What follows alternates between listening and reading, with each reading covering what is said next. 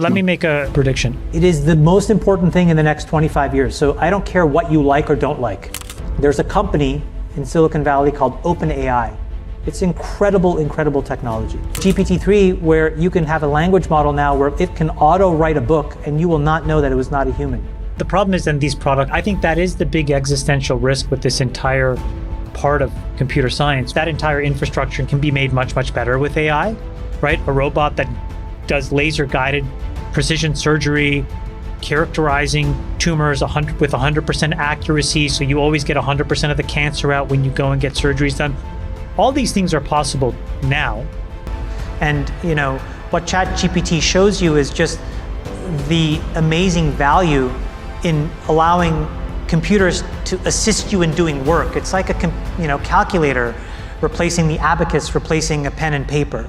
What's important though is this Buffett quote. A friend of mine told me this yesterday, which I loved. He told this story about refrigeration, and the story he tells is that the people and the person that invented refrigeration made some money, but most of the money was made by Coca-Cola, who used refrigeration to build an empire. And I view these large language models as refrigeration. Will there be some money made in it? I think so. But the Coca-Cola has yet to be built. And those are the companies that are really going to monetize it. And in order to monetize it well, here's a basic thing about machine learning that's worth knowing, which is if you take 1,000 of the same inputs and give it to Facebook and Microsoft and Google and Amazon, they'll all come up with the same machine learning model.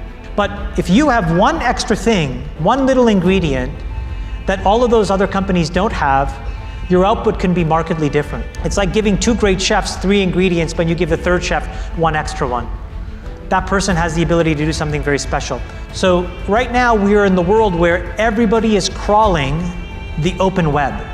We're going to move to a world where as everybody gets sophisticated enough, where when refrigeration is widely available, somebody's going to say, you know what, this site, I'm not going to allow anybody else to access. It's only me, only for my models. And those models will become better. And so we have to let that play out a little bit. And so it's going to be a little bit of a really interesting arms race. So the next wave of M&A, for example, could be companies like Google and Microsoft and Facebook looking at these companies saying, can they be viable inputs to my large language models or to my other machine learning and AI models? So you could see M&A activity that drives that differentiation before anything else. So then as a result, for guys like us, early stage investors, we may want to invest in companies that have 0 viable public market potential whatsoever, but is building a data repository that's so unique that we know that it will feed one of these bigger companies and their efforts in AI. And that could very well justify making an investment that we would otherwise not make today, knowing what we know. What will make all of these systems unique is what we call reinforcement learning, and specifically human factor reinforcement learning in this case. So David, there's an engineer that's basically taking their own input or their own perspective. Now that could have been decided in a product meeting or whatever, but they're then injecting something that's transforming what the transformer would have spit out as the actual canonically roughly right answer. And that's okay. But I think that this is just a point in time where we're so early in this industry where we haven't figured out all of the rules around this stuff. But I think if you disclose it, and I think that eventually, Jason mentioned this before, but there'll be 3 or 4 or 5 or 10 competing versions of all of these tools. And some of these filters will actually show what the political leanings are so that you may want to filter content out. That'll be your decision. I think all of these things will happen over time. The problem is then these products will fall flat on their face. And the reason is that if you have an extremely brittle form of reinforcement learning, you will have a very substandard product relative to folks that are willing to not have those constraints.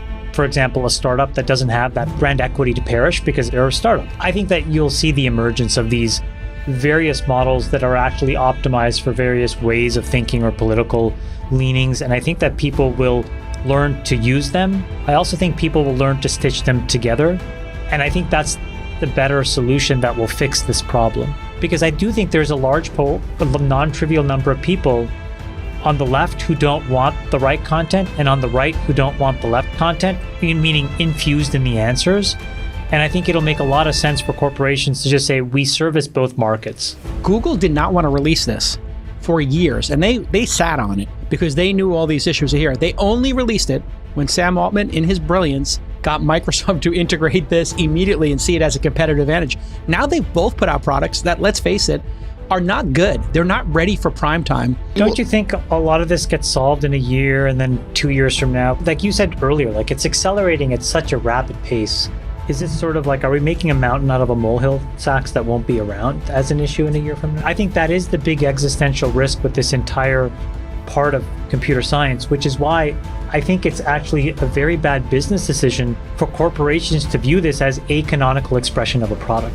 I think it's a very, very dumb idea to have one thing, because I do think what it does is exactly what you just said. It increases the risk that somebody comes out of the third act of Rebirth and says, wait a minute, this is not what society wants. You have to stop. And that risk is better managed when you have filters, you have different versions. It's kind of like Coke, right? Coke causes cancer, diabetes, FYI. The best way that they managed that was to diversify their product portfolio so that they had Diet Coke, Coke Zero, all these other expressions that could give you cancer and diabetes in a more surreptitious way. I'm joking, but you know the point I'm trying to make. So this is a really big issue that has to get figured out. There is not a single human being on Earth, if given the chance to found a very successful tech company, would do it in a non-profit way or in a commoditized way, because the fact pattern is you can make trillions of dollars. I think it's fair to say a couple of things, that there was probably 2.5 or 3 years of capital raised in the industry that's going to get really put under pressure. And the reason is that there is not a lot of time diversity in that money, meaning people got it and they put it into the ground right away. And one of the principles of having a more predictable set of returns over time is that you leverage time, right? So if you had $100 and you wanted to have a diversified stream of returns, you're much better off spending $1 a month for 100 months versus $10 a month for 10 months. So just that thing will cause a lot of impact and headwinds for a lot of the capital in 2021 and 2022. Then the other thing you have to keep in mind is that over many cycles where we've had high rates and low rates and medium rates, our industry typically returns $1.60 for every dollar it raises. And that's over many cycles. And so if you believe that we're going to revert to the mean, out of the $1 trillion we've raised, maybe we'll return 1.6 trillion. Now that sounds good, except the problem is that 1.6 trillion is marked at 5.5 trillion. Let me make a prediction. All of the things that you guys said, I think are incredible consumer surplus business opportunities, which means that the ultimate winner is us. Incredibly, incredibly productive and more leveraged in how we spend our time, which will allow us to do all kinds of other interesting things with all the time that we save. That I think is almost now a certainty. The problem with consumer surplus businesses is oftentimes there is no money made in the funding of them. And really where the money is made is in enabling it. So for example, so far what I would say is there's very little money that has been made in AI. There's been an enormous amount of money that's been made by NVIDIA. And the reason is because they are the pick and shovel provider into the industry. And so that's an example. AMD, I think, can also benefit. So the silicon players seem pretty obvious here. Maybe some of the cloud players, the problem is the cloud players are trapped inside of other big companies with many other business models.